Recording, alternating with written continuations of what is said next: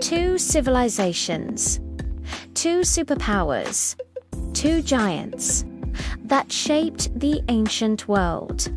The Roman Empire, military engineering perfection.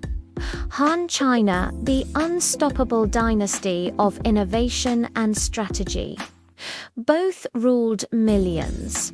Both lasted centuries. Both built roads, bureaucracy, advanced armies, and global order. So here's the question no Hollywood movie ever dared to seriously ask. If Rome and Han China ever went head-to-head at their peak, who actually wins? And no, this isn't a Marvel crossover that Disney forgot to make. This was history's original superpower showdown. Stay until the end, because the winner might not be the one most people assume. Rome wasn't just powerful, Rome was efficient, a factory of discipline. Legionnaires trained daily. They marched 20 miles in armor. They built camps like clockwork. They engineered siege engines, roads, and aqueducts to extend war beyond battlefields. Rome's strength wasn't just swords. Rome's strength was organization.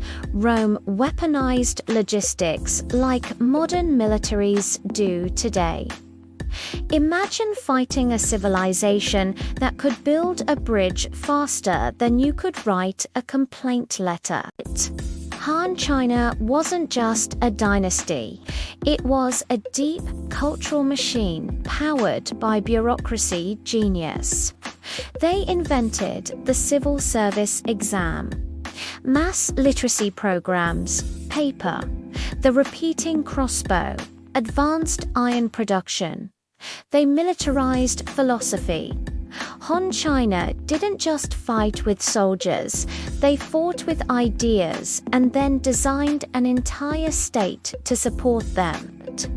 While Rome specialized in practical dominance, Han specialized in strategic sustainability. Rome, heavy armored infantry, extremely disciplined formations, superior field engineering. Han, combined arms mastery, cavalry archers plus infantry plus crossbows with range advantages. Rome wins close-range power. Han dominates long-range pressure.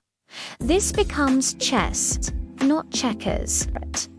Rome's empire at its peak, approximately 60 million people. Han China, closer to 70 million, with more industrial-scale outputs in iron, agricultural inputs, and labor systems.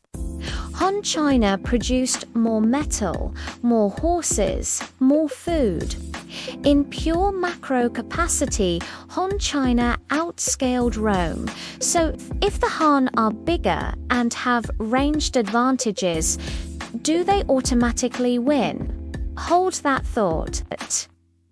Here's the truth, elite historians argue. There would be no quick victory.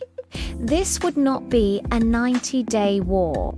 This would be an attrition superpower struggle, the kind that would last decades. Rome would grind forward, fort by fort. Han would strike from range, bleed them slowly. But here is the deciding factor. Rome fought like an empire trying to expand. Han China fought like an empire trying to survive forever. Legacy versus longevity.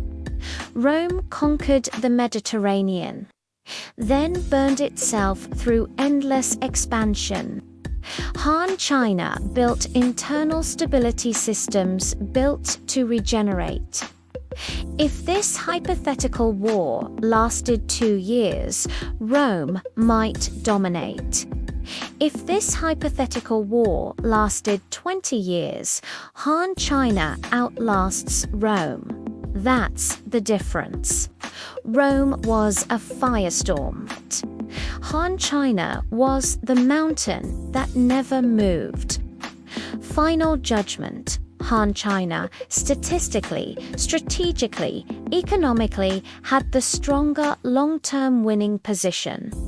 So the next time someone says Rome was unbeatable, remember out there in the ancient East was a power just as advanced, maybe even stronger. History isn't about who had the sharpest sword. It's about who could endure the longest. And Han China wrote endurance into the blueprint of civilization itself.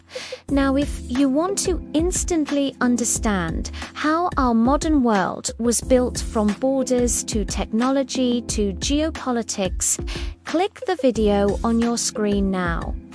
The fastest way to understand World War I, because that war, just like Rome versus Han, was on just about battles. It was about shaping the world we still live in today.